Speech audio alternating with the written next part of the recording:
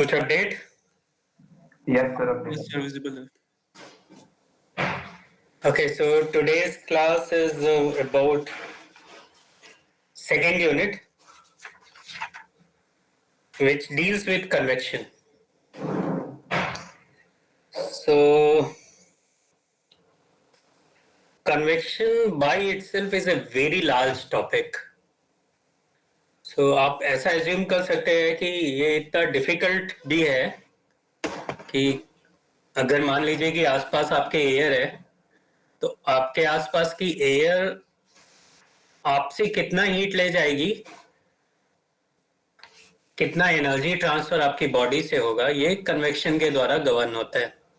अब इसमें इतने सारे फैक्टर्स हो सकते हैं कि आपको बहुत बड़ा वास्ट लिटरेचर पढ़ना पड़ सकता है ये इसको निकालने के लिए।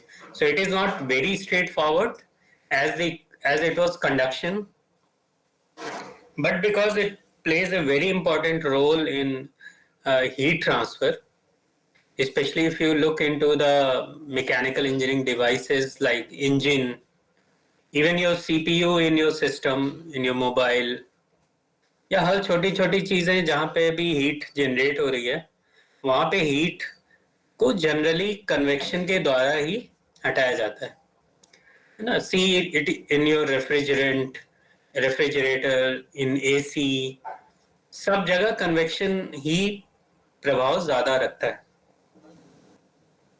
So today we will go through some brief about convection.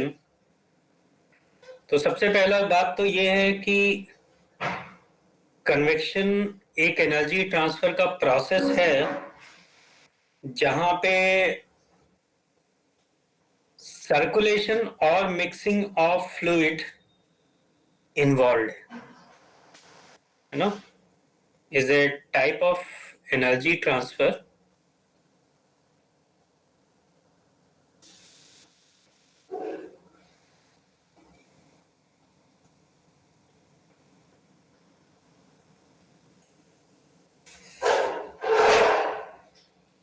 involving circulation or mixing, involving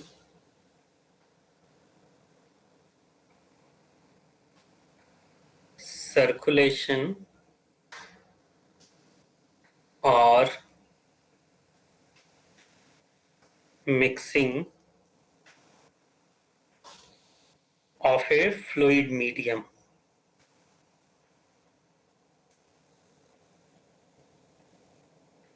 तो कंडक्शन से आप इसको डिफरेंशिएट ऐसे कर सकते हैं कि conduction is mainly dominant in solids while convection is dominant in fluids, liquids and gas. वो इसलिए क्योंकि एनर्जी का जो ट्रांसपोर्ट है वो लिक्विड और गैस में मीडियम के मूवमेंट के द्वारा ज्यादा हो सकता है। या आप बोल सकते हैं मिक्सिंग या पार्टिकल का मूवमेंट जितना फ्रीली लिक्विड और गैस में अलाउड होता है उतना फ्रीली सॉलिड में नहीं होता है। इसलिए energy transfer in fluid medium is mainly dominated by convection process. Convection जो है जनरली दो तरह का हो सकता है, free convection and forced convection.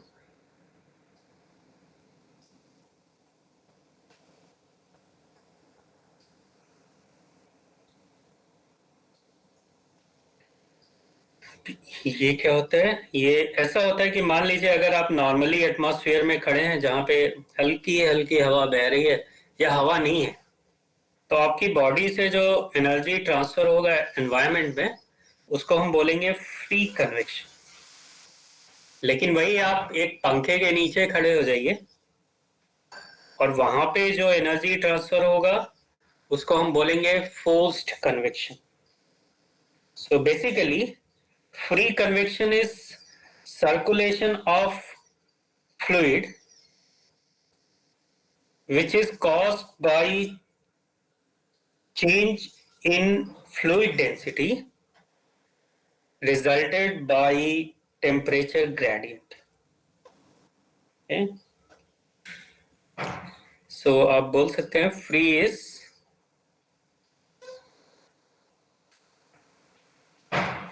या उसके भी पहले अगर हम कन्वेक्शन को थोड़ा सा और समझने की कोशिश करें तो मान लीजिए आपने कोई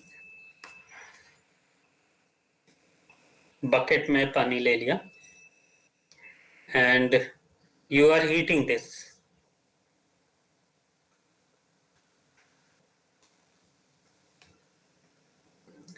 अब क्या होगा, जैसे जैसे इसका टेम्परेचर बढ़ेगा जो पार्टिकल्स फायर के विसिनिटी में हैं वो लाइट हो जाएंगे. लाइट हो जाने के कारण वो अपवर्ड मूवमेंट करना शुरू कर देंगे. सिमिलरली जो हैवी पार्टिकल्स हैं कंपैरेटिवली जिनका टेम्परेचर कम है they are heavier than those particle whose temperature is light, है ना. जब भी किसी भी चीज को आप गर्म करेंगे तो उस पार्टिकल का वेट कम हो जाएगा, है ना, या आप ऐसा भी बोल सकते हैं डेंसिटी कम हो जाएगी. तो वो high temperature particles will try to move upside and consequently the low temperature particles, because they are heavier than those, they will move downward. तो यहाँ पे हल्के पार्टिकल्स या हाई टेम्परेचर पार्टिकल्स का ऊपर जाना और लो टेम्परेचर पार्टिकल्स या हैवी पार्टिकल्स का नीचे आना. तो ये जो मूवमेंट हो रही है ऊपर नीचे इसको हम बोलते हैं convection current. This is called convection current. अब आप अगर पानी उबालते हैं तो आप देखिए कि ये एक्चुअली में होता है, बहुत सारे पार्टिकल्स ऊपर की ओर ट्रेवल करते हैं. कभी कभी आप बबल्स के फॉर्म में भी उनको देख सकते हैं. This is actually the movement of medium itself.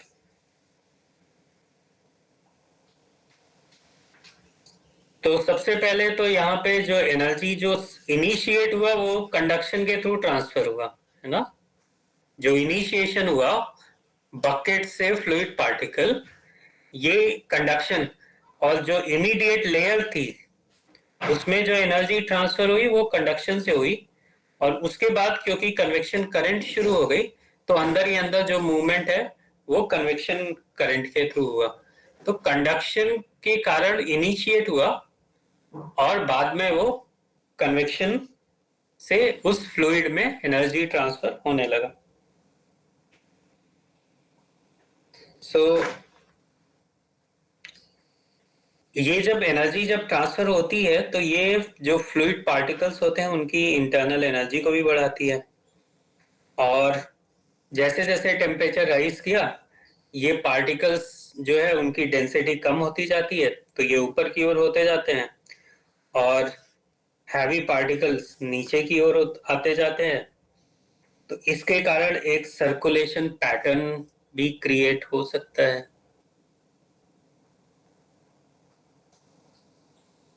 Generally from low temperature to high temperature, the kind of current can produce. Current means the motion of fluid particle can be produced. So ये convection current जो है वो naturally हो रहा है और इसका main reason क्या है? Gravity. अब मेरा अगला सवाल है कि क्या स्पेस ऑर्बिट में जहां पे ग्रेविटी नहीं है वहां पे फ्री कन्वेक्शन हो सकता है?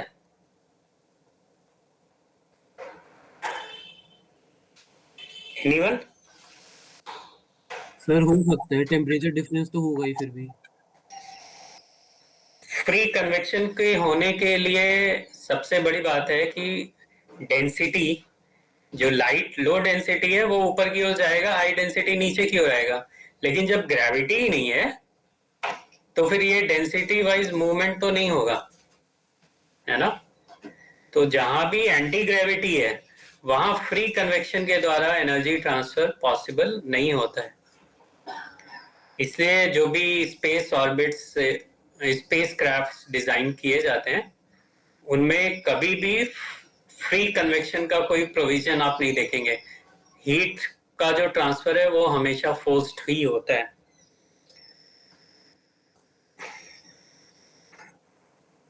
फोर्स कन्वेक्शन अब थोड़ा सा पढ़ लेते हैं क्या होता है।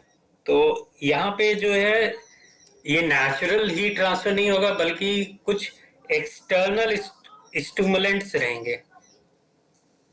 External stimulants like fan, pump,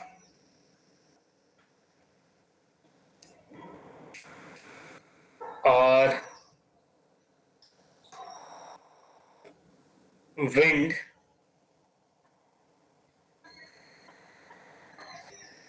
cause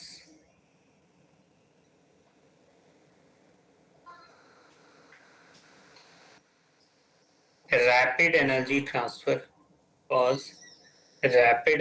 transfer by increasing the circulation or mixing phenomena.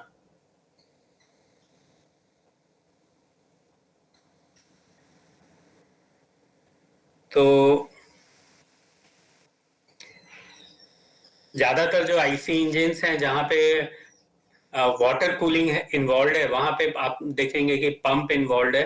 Pump से आप लिक्विड को प्रेशर कर रहे हैं तो वो इंजन के चारों ओर घूम रहा है, या एयर कंडीशनिंग हो, या न्यूक्लियर रिएक्टर्स हो, कंडेंसर ट्यूब्स हो। ज्यादातर हीट एक्सचेंजिंग इक्विपमेंट में आप देखेंगे कि कुछ तो ऐसा एक्सटर्नल स्टिमुलेंट इन्वॉल्व होता है जो कि हीट ट्रांसफर रेट को बढ़ा देता है। So naturally they fall under the category of force convection. अब फोर्स कन्वेक्शन में भी डिपेंड करता है कि जो फ्लो है वो लैमिनार है या टर्बुलेंट है।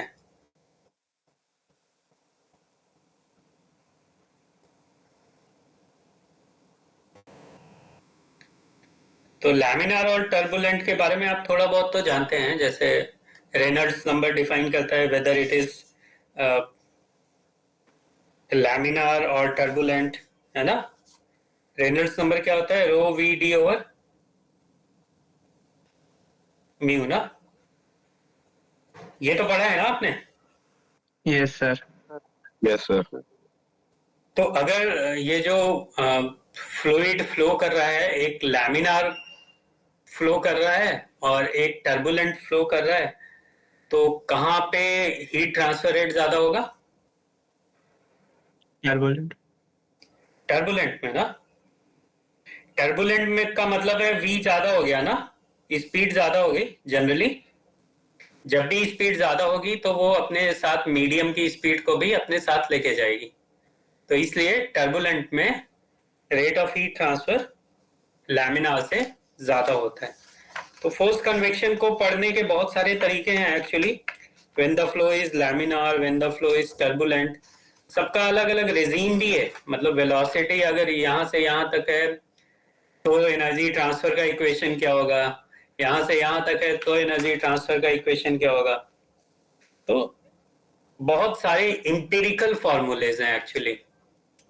इंपेरिकल का मतलब एक्सपेरिमेंट करके जो डिजाइन किए गए हैं। तो उस तरह के बहुत सारे फॉर्मूले आपको कन्वेक्शन में मिल जाएंगे। Now let's come back to convection process which is caused by bulk fluid movement. ठीक। तो अगर आपसे कोई पूछे कि कंडक्शन और कन्वेक्शन में क्या फर्क है तो आप सीधा बोल सकते हैं कि कंडक्शन में energy transfer particle to particle होता है विदाउट मूवमेंट ऑफ पार्टिकल, है ना। बट फ्री इलेक्ट्रॉन्स मूवमेंट के द्वारा होता है, जबकि कन्वेक्शन में the energy transfer takes place because of the bulk fluid movement. Alright, ये एक टर्म को याद रखिएगा तो डिफाइन करने में आसानी हो जाएगी। Now coming back to convection,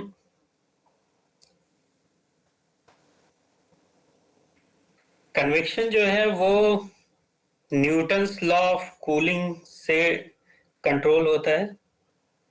इसको sometimes we call Newton Richmann law, या ज्यादातर लोग न्यूटन्स लॉ भी बोल देते हैं। लॉ ऑफ कूलिंग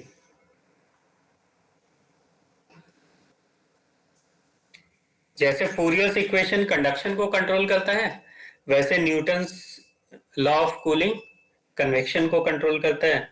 जैसे कंडक्शन में Q is equal to minus K D T by D X, उसी तरह कन्वेक्शन में Q is equal to H A T S minus T F. Supposing that T S is greater than T F, यानी जो भी temperature ज्यादा होगा, T S is the surface temperature, generally I am writing hot surface temperature. जैसे कि आपका एक प्याली चाय, तो आपका जो कप है उसका टेम्परेचर आप मान सकते हैं, और टी एफ जो है वो है fluid temperature.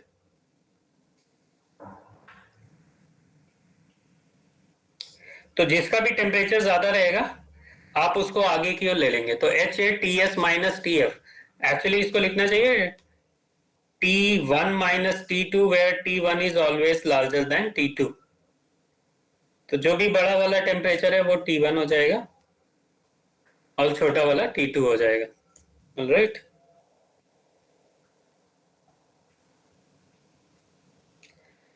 so just like the thermal conductivity K, an important parameter in conduction, H, the convective coefficient, is also a very important parameter for convection. So here H is convective coefficient, या convection coefficient of convection, convection coefficient, और इसकी unit क्या हो जाएगी, watt per metre square degree kelvin. Alright, जबकि K जो था उसकी unit watt per metre kelvin थी, तो दोनों में थोड़ा सा फर्क है यूनिट में।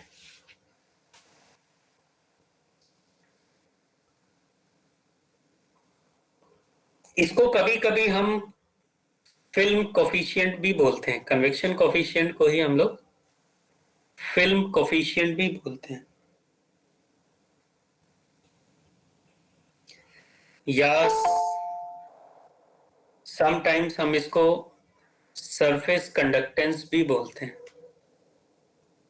Surface conductance.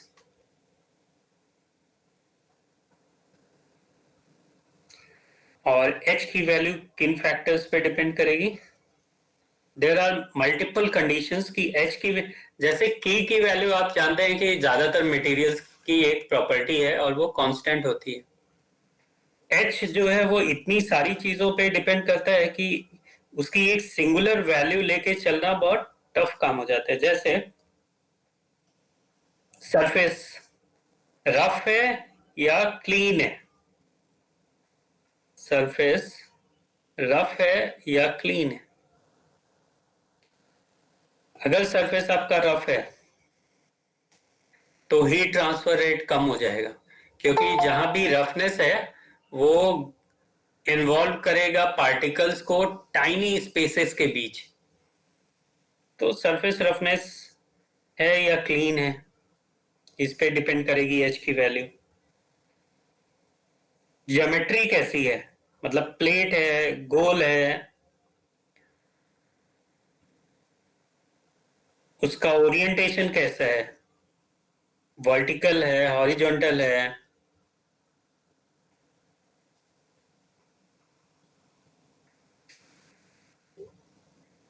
ये भी डिपेंड करेगा, ये भी डिसाइड करेगा कि H की वैल्यू क्या हो सकती है।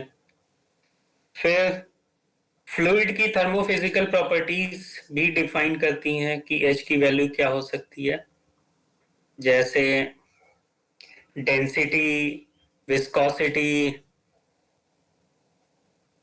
properties like density,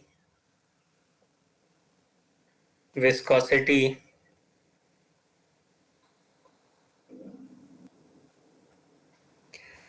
coefficient of thermal expansion alpha मैं लिख रहा हूं, और थर्मल कंडक्टिविटी के भी है, वो भी एच को प्रभावित करती है।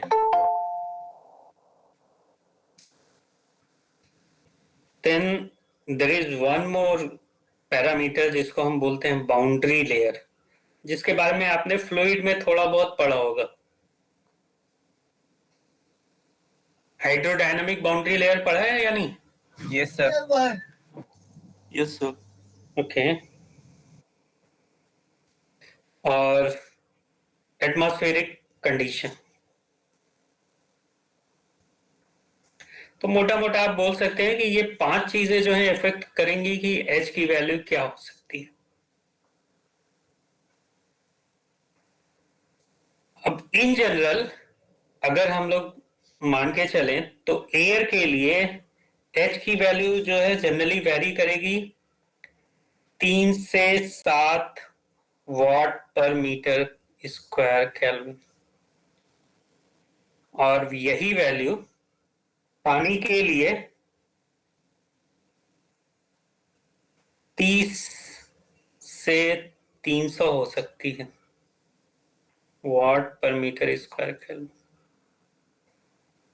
In free convection, H in free convection.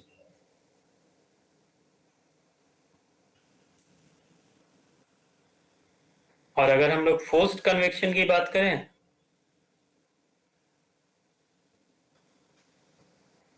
तो एयर के लिए यही लगभग 30 से 300 के बीच हो सकती है, जबकि वाटर के लिए ये वैल्यू 300 से लगभग 10,000 तक जा सकती है।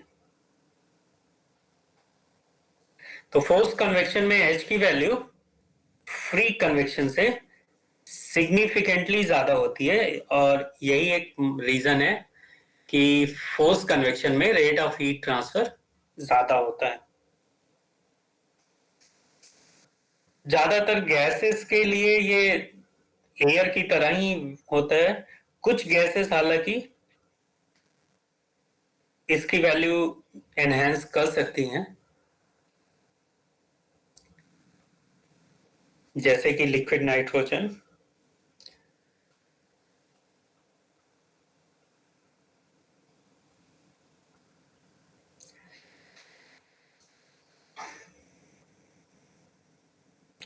Alright, so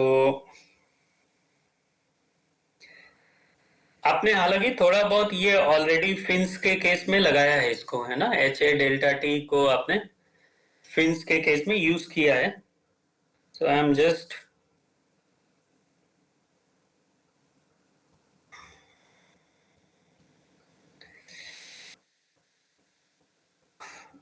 elaborating on that.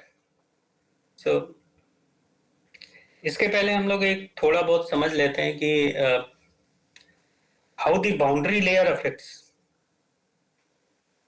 तो मानिए कि there is a heated wall, ये हीटेड वॉल है, horizontal heated wall. Sir hmm, sir वो लास्ट पेज दिखाना एक बार, पिछला वाला। पिछला वाला जस्ट मिनट, कैसे जाऊं?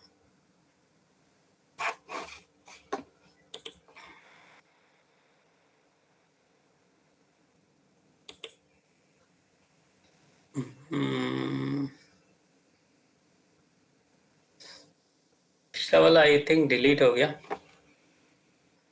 कोई ऑप्शन तो मुझे नहीं दिख रहा है।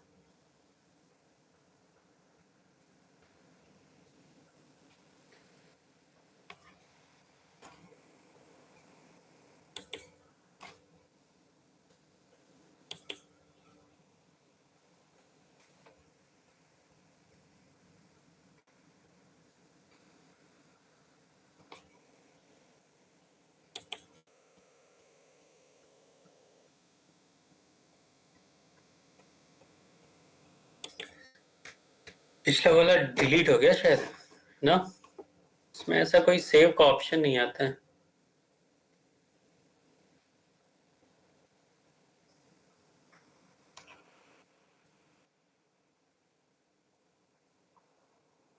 जी ना, हाँ लेकिन मैंने तो किया नहीं ऐसा।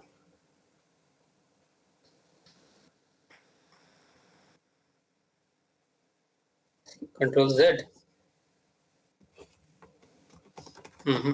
नथिंग इज, ये नया पेज ही खुल गया है शायद।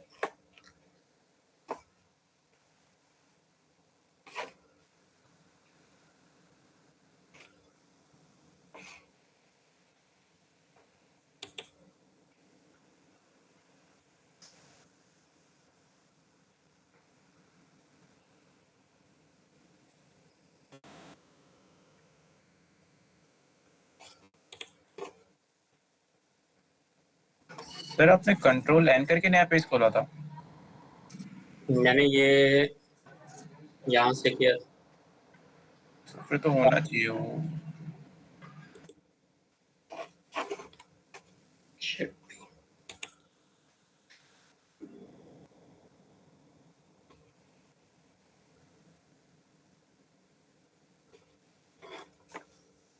सर मैंने लिखा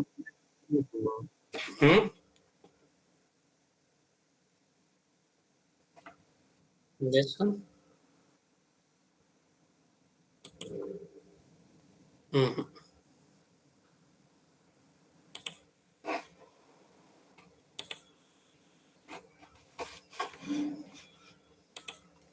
कहीं तो जा रहा है बट नॉट गेटिंग।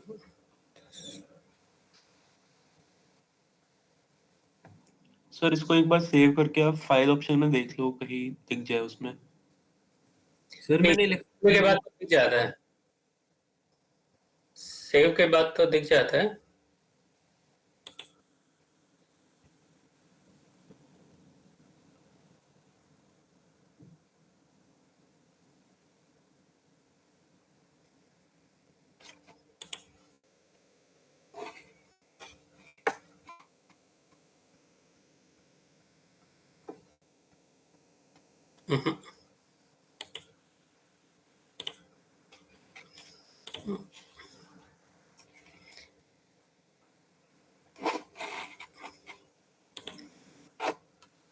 कुछ खास था तो बोलो, मैं उसको रिपीट कर देता हूँ।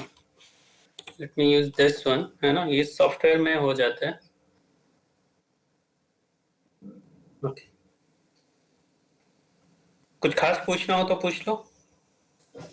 नहीं सर, कोई नहीं। ओके, तो हम लोग बाउंड्री लेयर को थोड़ा सा समझ लेते हैं।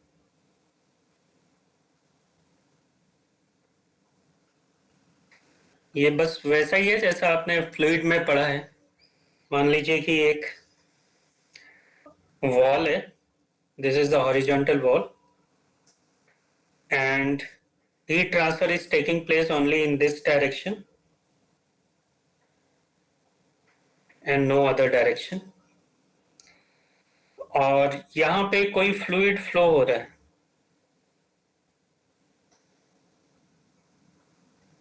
The velocity of which is u infinity, कोई भी फ्लूइड u infinity की वेलोसिटी से फ्लो हो रहा है। Then we know that there will be fluid की एक बाउंड्री लेयर जो इससे टच करेगी, इस हीटेड सरफेस से, उसका वेलोसिटी क्या होगा? 0 होगा, है ना।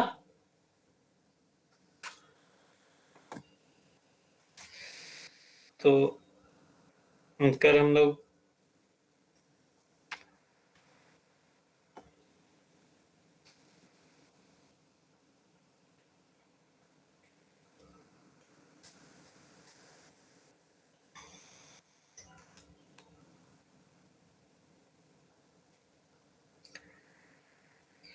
so if the fluid is flowing like this, then we know that the fluid which is adjacent to the boundary will have 0 velocity, and subsequently the velocity will increase with thickness.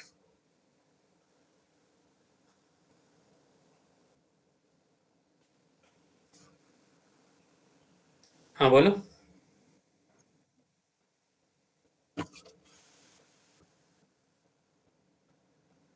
Sir I think आप जो लिख रहे हैं वो visible नहीं है. I think sir लिख ही नहीं रहे. नहीं मैं लिख रहा हूँ, लेकिन शायद वो मैंने शेयर जो किया हुआ. Just minute.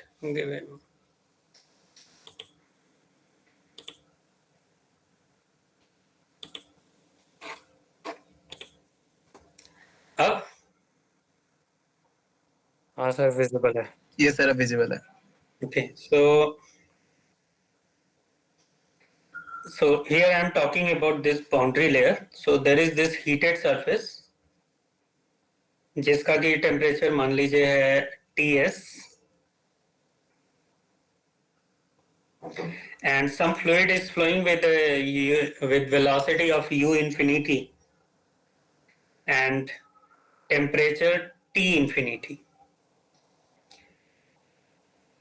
So we know that the fluid which is adjacent to this solid surface, it reaches zero, and subsequently as the thickness increases, the velocity also increases. Then this thin layer where the fluid velocity is stagnant is called hydrodynamic boundary layer ना, जो एकदम सटी हुई layer है जहां पे इस fluid की वेलोसिटी लगभग स्टैग्नेंट हो जाती है. हम इसको बोलते हैं क्या? Hydrodynamic boundary layer.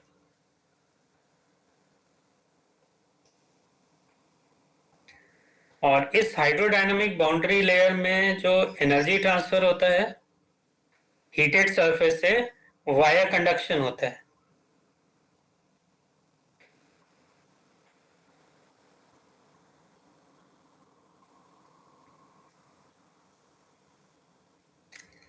और the quantity of heat transferred is highly dependent on the fluid motion within this boundary layer.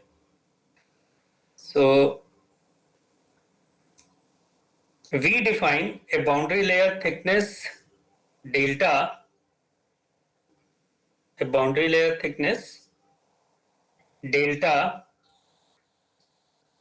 as a distance y from the plate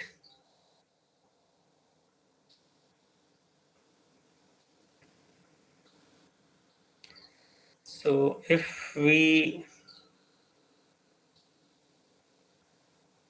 this is y direction, you can say this is y direction. So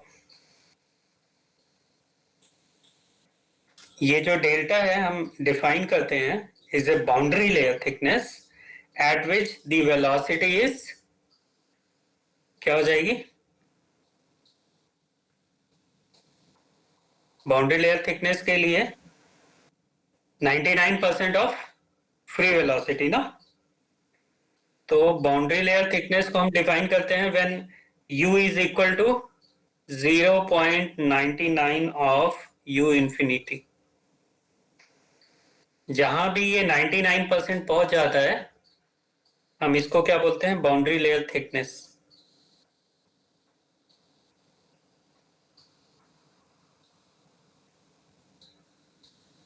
ये बात आपने fluid में पढ़ी होगी.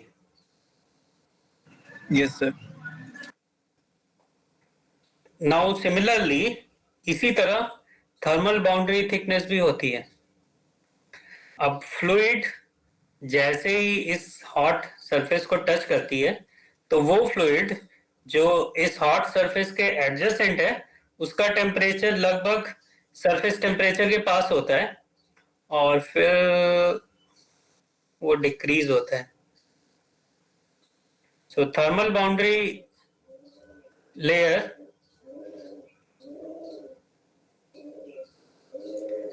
Let's say कि ये अगर delta है तो यहां पे मान लीजिए टेम्परेचर T है.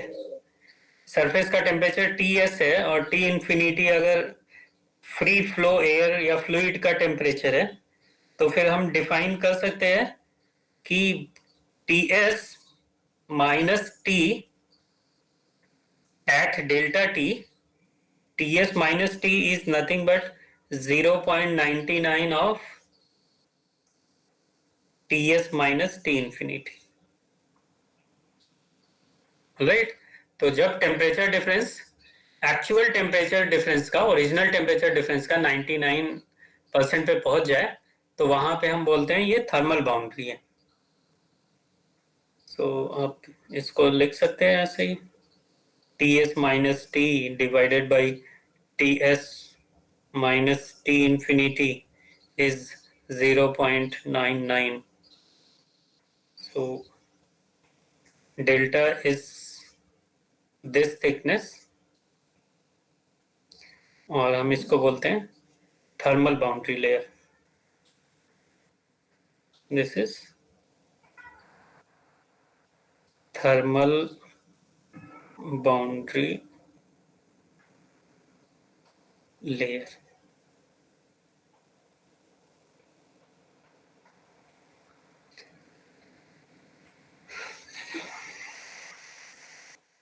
All right. So इनिशियली जो फ्लूइड की layer in contact with the surface है, वहां पे हीट ट्रांसफर होगा कंडक्शन के थ्रू, और फिर वहां से बाकी जो फ्लूइड है, एडजेसेंट फ्लूइड, वहां पे हीट ट्रांसफर होगा कन्वेक्शन के थ्रू। यानी कि आप बोल सकते हैं कि Q माइनस के ए dt by dy at y is equal to 0 is equal to HA Ts minus T infinity, है ना? बाउंड्री लेयर पे जो एनर्जी कंडक्शन के थ्रू ट्रांसफर हो रही है, वही एनर्जी बाउंड्री लेयर ऊपर की ओर दूसरे फ्लूइड में ट्रांसफर कर रहा है by the process of convection.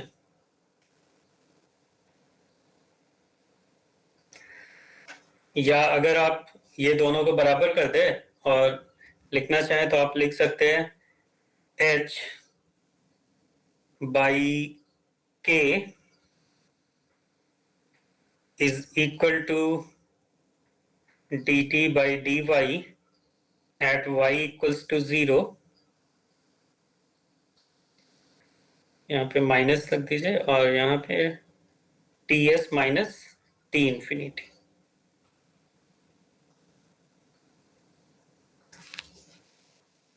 और अगर मुझे इसको डायमेंशनलेस बनाना है, तो मैं इसमें क्या कर सकता हूं, एक कैरेक्टरिस्टिक्स नंबर L से डिवाइड कर सकता हूं।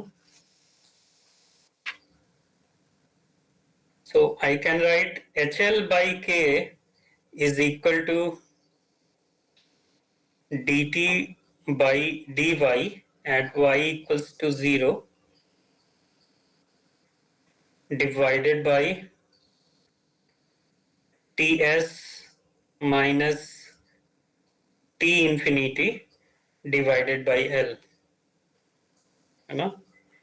और इसी को अगर मैं थोड़ा सा और रिफाइंड फॉर्म में लिख दूं, तो अभी देखिए ये जो राइट साइड का एलिमेंट है, टर्म है, वो डायमेंशनलेस हो गया है। इसका मतलब HL by K is also dimensionless, where HL by K is called Nusselt number। अब ये जो नंबर है नसेल्ट नंबर, ये पूरे कन्वेक्शन प्रोसेस को कंट्रोल करते हैं। तो जब भी आप फ्लूइड की बात करेंगे, कन्वेक्शन की बात करेंगे, तो आप नसेल्ट नंबर की बात करेंगे। जैसे कि आप रेनॉल्ड्स नंबर की बात करते हैं डिफाइन करने के लिए कि ये लैमिनार है या टर्बुलेंट है, उसी तरह हम नसेल्ट नंबर की बात करते हैं ये दिखाने के लिए कि कन्वेक्शन कैसा है, फ्री कन्वेक्शन है या फोर्स कन्वेक्शन है, या कन्वेक्शन डोमिनेंट है भी कि नहीं है। तो जैसे देखिए ये HL by K अगर ज्यादा है तो इसका मतलब है कि या तो H ज्यादा है या K बहुत कम है ना। नॉर्मली अगर नसेल्ट नंबर की वैल्यू बहुत ज्यादा है तो इसका मतलब है कि कन्वेक्शन डोमिनेंट, और अगर HL/K की वैल्यू कम है तो कंडक्शन डोमिनेंट है। Alright, so it's a very important number. हाँ Sir, how can conduction or convection be dominant if the heat flow by both the processes is equal at the surface? फिर से बोलना, क्या सवाल है तुम्हारा? How can? Sir, at the surface, sir, heat transfer by both the processes, conduction and convection are the same. Right. But sir, एक process dominant या फिर आर नॉट सेम, है ना। Energy transfer rate is same, है ना। The rate of energy transfer is same.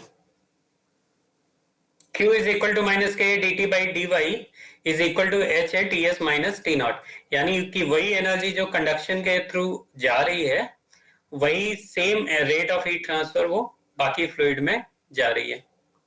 आप बोलो क्या सवाल है तुम्हारा? Got it, sir. Got it? Okay. So H by K is nothing but dt by dy. I am going to next page. तो मैं चला जाता हूँ, है ना।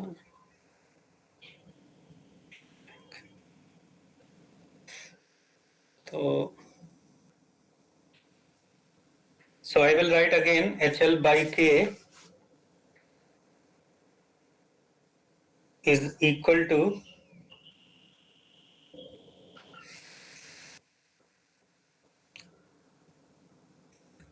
dt जो है वो क्या है, Ts माइनस T ना, डिवाइडेड बाई नीचे वाला टर्म लिख दे रहा हूं Ts minus T infinity and dy by L। उसी को बस थोड़ा सा मैंने इधर उधर किया है, ये सारा ही term at y is equal to 0। So basically, Nusselt number can be interpreted as ratio of temperature gradient at surface to overall temperature gradient, है ना। It is nothing but ratio of temperature gradient at surface to overall temperature gradient.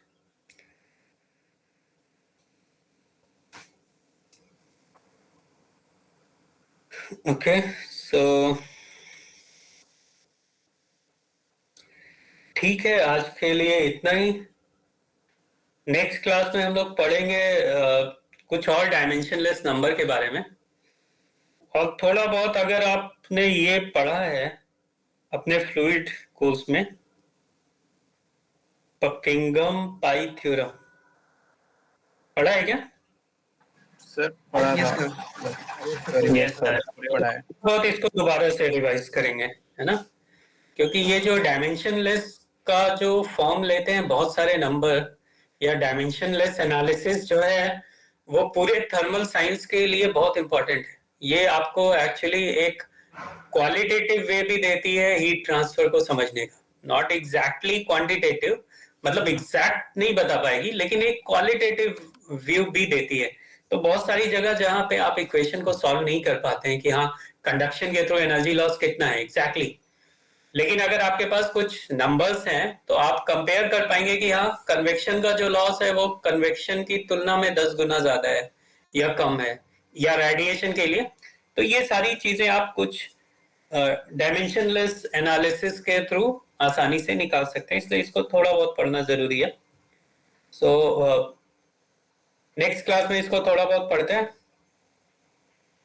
Alright, और दूसरा एक और important बात है कि next week में मैं शायद ना रहूं यहाँ पे, तो होप प्रोबेबली कि क्लास नहीं होगी, अगर होगी तो फिर आई विल इन्फॉर्म।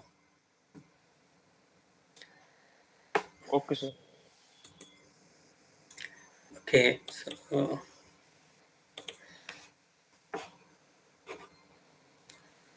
ठीक है, okay, thank you. Sir sir फिर अटेंडेंस ऑल प्रेजेंट लगेगी।